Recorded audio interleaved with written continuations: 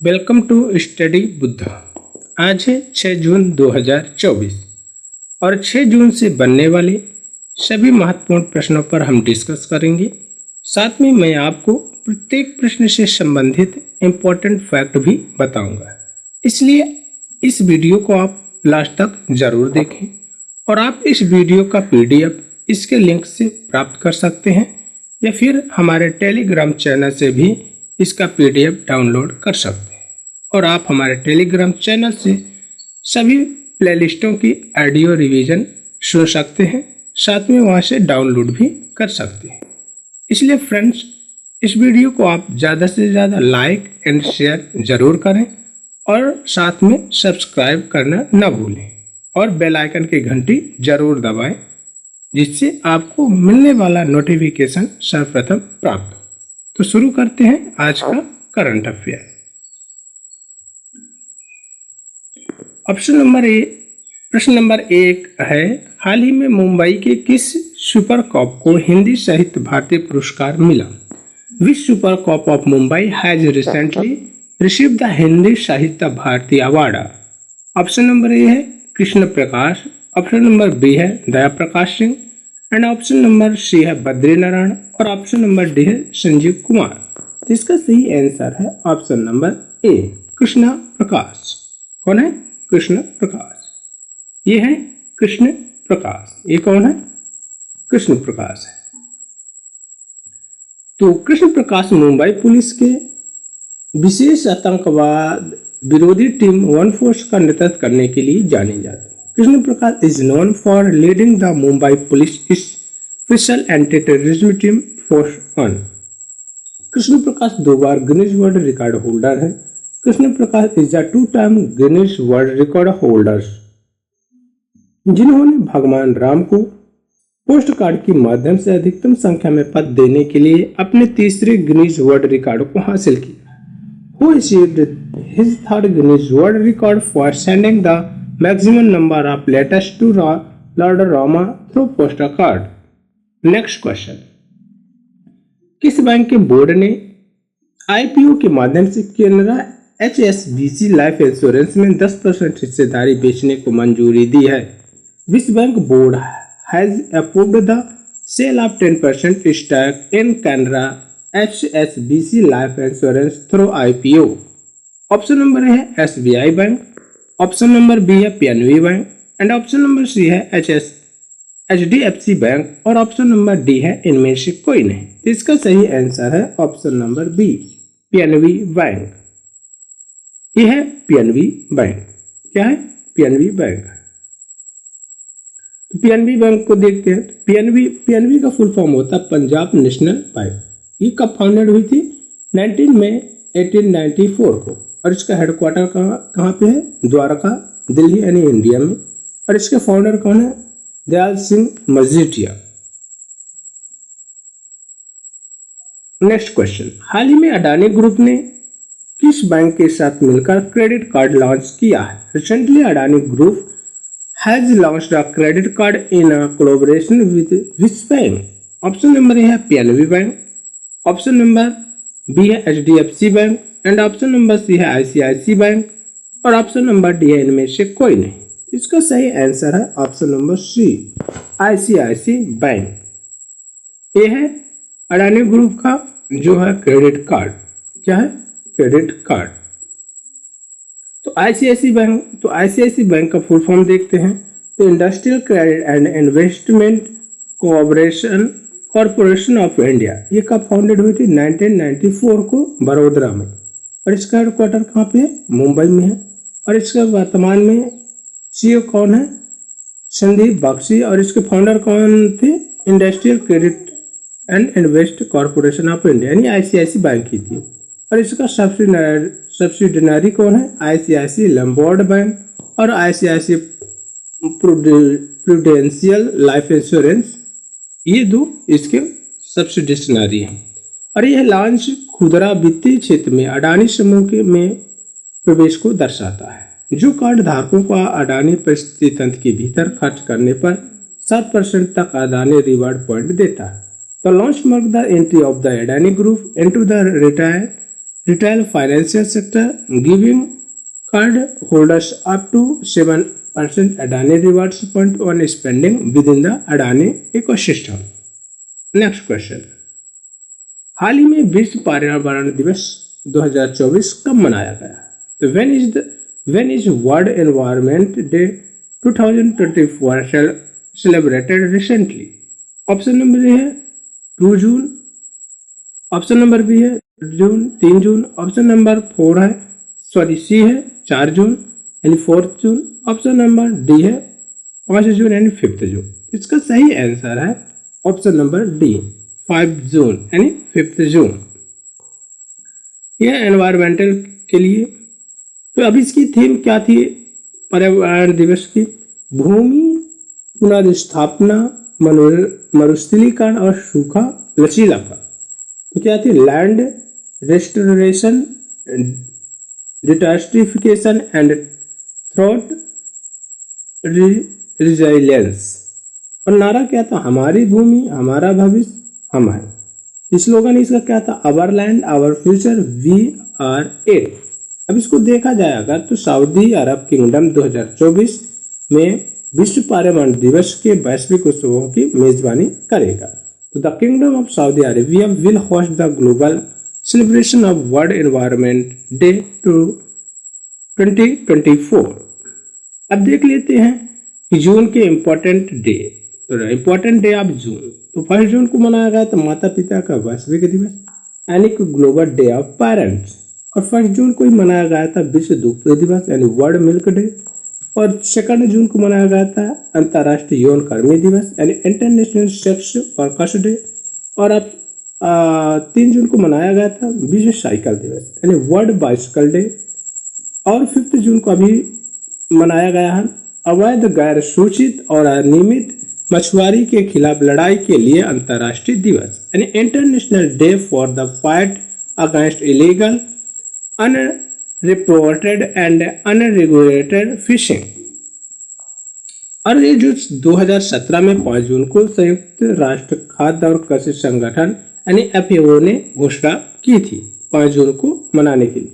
तो on 5 June 2017 the food and agriculture organization of the united nation declared.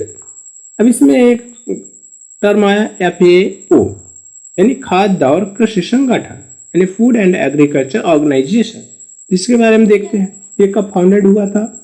16 अक्टूबर 1945 को। ये कहाँ पे हुआ था? क्वेबेक सिटी यानी कनाडा में। और इसका हेडक्वार्टर कहाँ है? रोम यानी इटली में है। और इसके डायरेक्टर कौन है? कोई डोंगग्यो। कौन है? कोई डोंगग्यो। Next question. हाल ही में स्कूल शिक्षा विभाग ने किस ट्रस्ट के साथ समझौता ज्ञापन पर हस्ताक्षर किया? Recently, the school education department has signed a memorandum of understanding with which trust? Option number है national book trust, option number B है Avanti school trust and option number C है नेशनल स्कूल टेस्ट और option number D है इनमें से कोई नहीं, none of this. इसका सही आंसर है ऑप्शन नंबर ए नेशनल बुक ट्रस्ट। यह है नेशनल बुक ट्रस्ट है जहाँ पे समिति लगाई गई थी। तो इस समझौते से डिजिटल लाइब्रेरी प्लेटफॉर्म राष्ट्रीय ई पुस्तकालय के लिए एक संस्थागत ढांचा तैयार किया जा सकता है। तो this MOU will create an institutional framework for a digital library platform, National E-Library. Next question. हाल ही में अशोक लेलैंड ने कौन सी पॉलिसी लॉन्च किया है? तो which policy has been launched by Ashok Leyland recently? Option number A है सारथी सुरक्षा पॉलिसी, ऑप्शन नंबर बी है Jeevan Bima policy and option number C है रक्षा कवच पॉलिसी और ऑप्शन नंबर डी है इनमें से कोई नहीं। इसका सही आंसर है ऑप्शन नंबर ए सारथी सुरक्षा पॉलिसी। यह है सारथी सुरक्षा पॉलिसी जो लेलैंड ने बनाई है। तो यह एक व्यापक बीमा पॉलिसी है जो ड्राइवर समुदाय की सुरक्षा के लिए बनाई गई। It is a comprehensive insurance policy designed to protect the driver community. साथ ही सुरक्षा पॉलिसी आकस्मिक मृत्यु, स्थायी विकलांगता और आंशिक विकलांगता को प्रति चेसिस 10 लाख रुपए तक कवर करती है। तो Aarthik Suraksha policy cover accident death, permanent disabilities and partial disability up to 10 lakh रुपए पर चेसिस। नेक्स्ट क्वेश्चन, हाल ही में किसने गुडलेप्पा हल्लीकेरी पुरस्कार 2024 जीता? तो who has recently won the Gudleppa Hallikeri award 2024? Option number है सिद्धालिंगा पटाना शेट्टी, ऑप्शन नंबर बी है बीरन्ना चक्की, ऑप्शन नंबर सी है मिल्लारा महादेवाप्पा, ऑप्शन नंबर डी है शनिकोप्पा। तो इसका सही आंसर है ऑप्शन नंबर ए। क्या है? Option number A Siddhalinga Pattanashetti. ये है सिद्धालिंगा। ये कौन है? सिद्धालिंगा है। तो कवि और नाटककार सिद्धालिंगा पट्टाना शेट्टी को हल्लीकेरी मेमोरियल फाउंडेशन होसरिट्टी यानी हावेरी जिला द्वारा 2024 के लिए प्रतिष्ठित गुडलेप्पा हल्लीकेरी पुरस्कार के लिए चुना गया। Poet and playwright Siddhalinga Pattanashetti has been selected for the prestigious Gudelappa Hallekeri Memorial Foundation for 2024 by the Gudelappa Hallekeri Memorial Foundation, होसरी हवेरी डिस्ट्रिक्ट। गुडलेप्पा हल्लीकेरी पुरस्कार उन लोगों को सम्मानित करता है जिन्होंने साहित्य, समाज और समाजिक सेवा के क्षेत्र में महत्वपूर्ण उपलब्धियां हासिल की है। The Gudleppa Hallikeri award honoured people who have made significant achievement in the field of literature, society or social services. Next question. हाल ही में मालदीव ने किस देश के पासपोर्ट धारकों पर प्रतिबंध लगाया है? Recently, Maldives has imposed a ban on passport holders of which country? Option number है सिंगापुर, ऑप्शन नंबर बी है Bharat and India, option number C है इजराइल और ऑप्शन नंबर डी है चीन यानी चाइना। इसका सही आंसर है ऑप्शन नंबर सी इजराइल। किसमें रोक लगा है? इजराइल में। ये है मालदीव के राष्ट्राध्यक्ष मुइज्जू। कौन है? मुइज्जू, जिन्होंने प्रतिबंध लगा दिया है। तो मालदीव ने गाजा में चल रहे युद्ध को लेकर बढ़ते जनाक्रोश के बीच इजरायली पासपोर्ट वाले आगंतुकों के प्रवेश पर प्रतिबंध लगा दिया है। The Maldives has banned the enter of visitors which Israeli passport amide growing public anger over the ongoing war in Gaza. अब आया है इजराइल। तो देख लेते हैं ये है क्या है? ये है इजराइल। जो आपको ये पूरा नक्शा दिख रहा है ये किसका है? इजराइल का है। किसका है? इजराइल। तो अब देखते हैं इजराइल। तो इजराइल की कैपिटल क्या है? जेरूसलम, ये इसी को यरूशलेम भी बोलते हैं। और ये कब फाउंडेड हुई थी? 14 मई 1948 को। इसके प्राइम मिनिस्टर कौन है? Benjamin Netanyahu. और इसके प्रेसिडेंट कौन है? Isaac Herzog. कौन है? Isaac Herzog. इसकी करेंसी क्या है? न्यू शेकल है। और इसकी ऑफिशियल लैंग्वेज देखा जाता है हिब्रू है। और ये किस कॉन्टिनेंट के अंदर आता है? एशिया कॉन्टिनेंट में। ये हो गया इसराइल के बारे में। नेक्स्ट क्वेश्चन देखते हैं। हाल ही में पाकिस्तान ने किस देश की मदद से अंतरिक्ष में पाकसेट MM-1 उपग्रह भेजा है? Recently with the help of which country Pakistan has sent PakSat MM-1 satellite into space? Option number है Bharat and India, option number B है चीन यानी चाइना और ऑप्शन नंबर सी है रूस यानी रशिया और ऑप्शन नंबर डी है अमेरिका। इसका सही आंसर है ऑप्शन नंबर बी चीन यानी चाइना। क्या है? चाइना। ये है पाकसेट उपग्रह। तो पाकिस्तान ने चीन की मदद से तेज इंटरनेट कनेक्टिविटी के लिए अंतरिक्ष में एक संचार उपग्रह को प्रक्षेपित किया है। Pakistan has launched communication satellite into space for faster internet connectivity with the help of China। अब देखते हैं इसमें आया पाकिस्तान। तो ये है पाकिस्तान। ये क्या है? ये जो आपको यहाँ से ये पूरा दिख रहा है ये क्या है? ये पूरा पाकिस्तान है। क्या है? पाकिस्तान। और इसके बगल से अपना क्या लगा हुआ है? इंडिया है। और इधर है अफगानिस्तान। तो ये क्या हो गया? पाकिस्तान। क्या है? पाकिस्तान।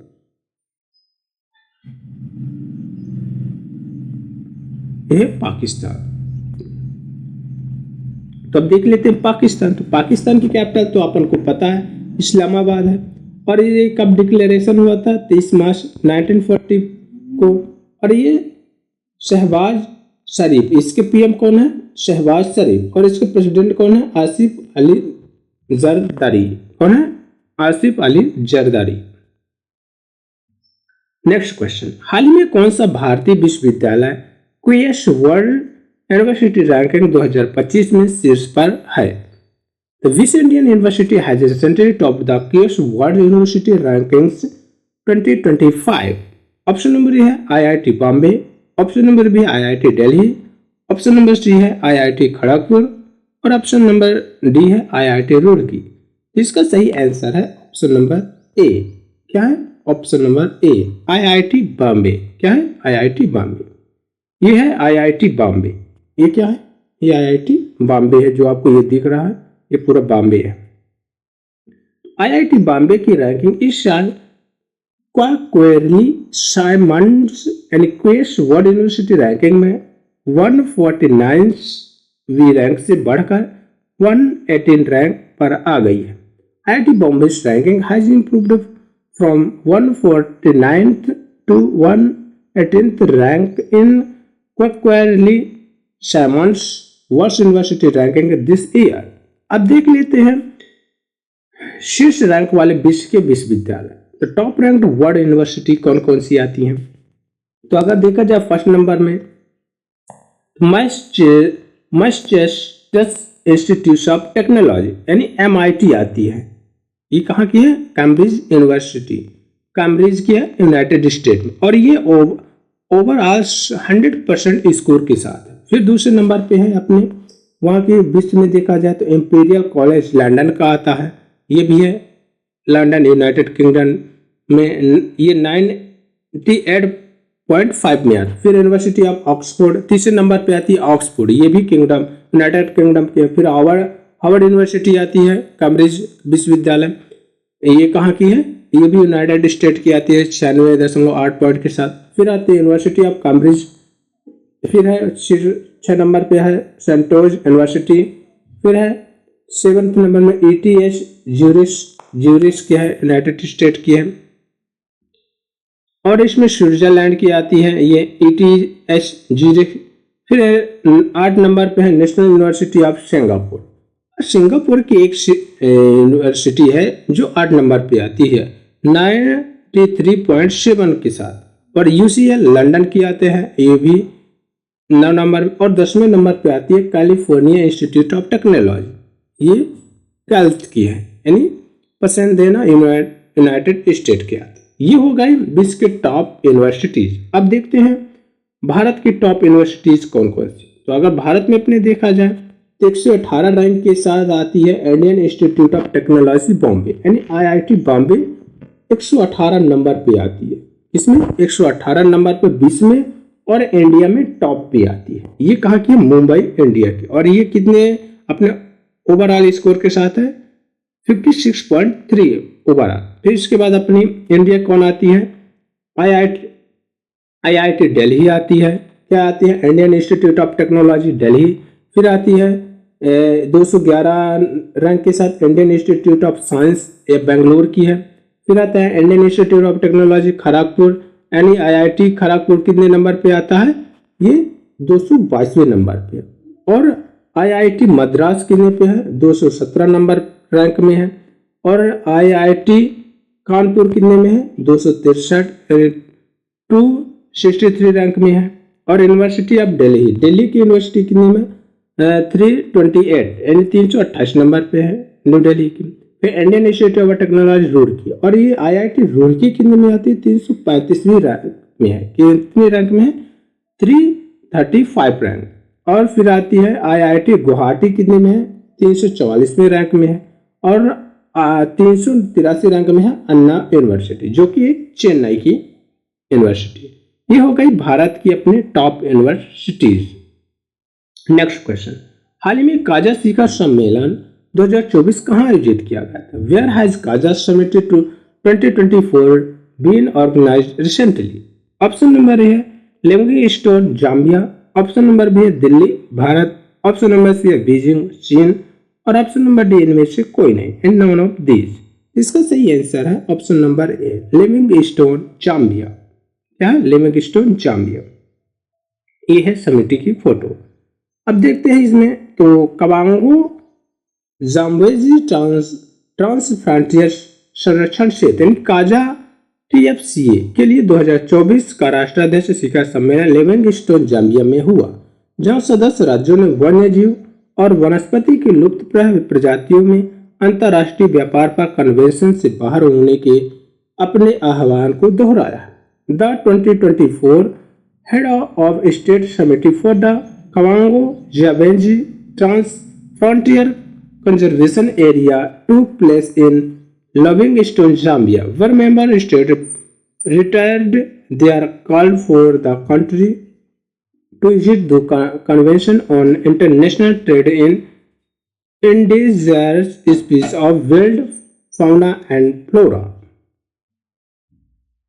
ये जाम्बिया, ये जो आपको रेड कलर में यहाँ से ये पूरा दिख रहा है, ये क्या है? ये पूरा जाम्बिया। क्या है? जाम्बिया। तो अब देखते हैं जाम्बिया। तो जाम्बिया कब इंडिपेंडेंस हुआ था? 24 अक्टूबर को। और इसकी कैपिटल क्या है? लुसाका है। और इसका प्रेसिडेंट कौन है? Edgar Chagwa Lungu. और इसकी करेंसी क्या है? Zambian kwacha. क्या है? Zambian kwacha. नेक्स्ट क्वेश्चन, हाल में इसरो ने वायुगतिकी की डिजाइन और विश्लेषण के लिए कौन सा सॉफ्टवेयर विकसित किया? विच software has ISRO recently developed for aerodynamic design and analysis? Option number A है प्रवाह यानी फ्लो, ऑप्शन नंबर बी है भुवन, ऑप्शन नंबर सी है गति यानी स्पीड और ऑप्शन नंबर डी है इनमें से कोई नहीं, नॉन ऑफ दीज। तो इसका सही आंसर है ऑप्शन नंबर ए प्रवाह यानी फ्लो। ये है सॉफ्टवेयर के लिए डिजाइन किया गया है। तो प्रवाह एक कंप्यूटेशनल फ्लूइड डायनेमिक्स उपकरण है जिसका उद्देश्य एरोस्पेस वाहनों के लिए वायुगतिकीय डिजाइन और विश्लेषण को सुविधाजनक बनाना। Flow is the computational fluid dynamic tools intended to facilitate aerodynamics design and analysis for aerospace vehicle। अब आया इसमें इसरो। तो इसरो के फुल फॉर्म देखते हैं, इंडियन स्पेस रिसर्च ऑर्गेनाइजेशन होता है। इसका हेडक्वार्टर कहाँ? बेंगलुरु में। ये कब फाउंडेड हुआ था? 15 अगस्त 1969 को। और फाउंडर इसके कौन थे? विक्रम साराभाई। नेक्स्ट क्वेश्चन, हाल में किस भारतीय खिलाड़ी ने क्रिकेट के सभी रूपों से संन्यास की घोषणा की है? Which Indian player has recently announced his retirement from all form of cricket? Option number है Dinesh Karthik, option number B है Yuzvendra Chahal and option number C है रोहित शर्मा और ऑप्शन नंबर डी है केदार जाधव। इसका सही आंसर है option number D Kedar Jadhav. ये कौन है? केदार जाधव। ये कौन है? केदार जाधव। अभी हाल फिलहाल में दिनेश कार्तिक ने सभी प्रकार के क्रिकेट के से संन्यास की घोषणा की थी। तो Dinesh Karthik has announced his retired from all form of cricket. और ब्रायडन कॉर्से को क्रिकेट के सभी प्ररूपों से 3 महीने के लिए निलंबित कर दिया गया था। Brydon Carse has been suspended from all form of cricket for 3 months। और सोफी एक्लेस्टोन ने 100 वनडे विकेट पूरा करने वाली पहली महिला क्रिकेटर बनी है। तो Sophie Ecclestone become the first female cricket to complete 100 ODI wicket. Friends, ये हो गए आज के current affair. Thanks for watching this videos.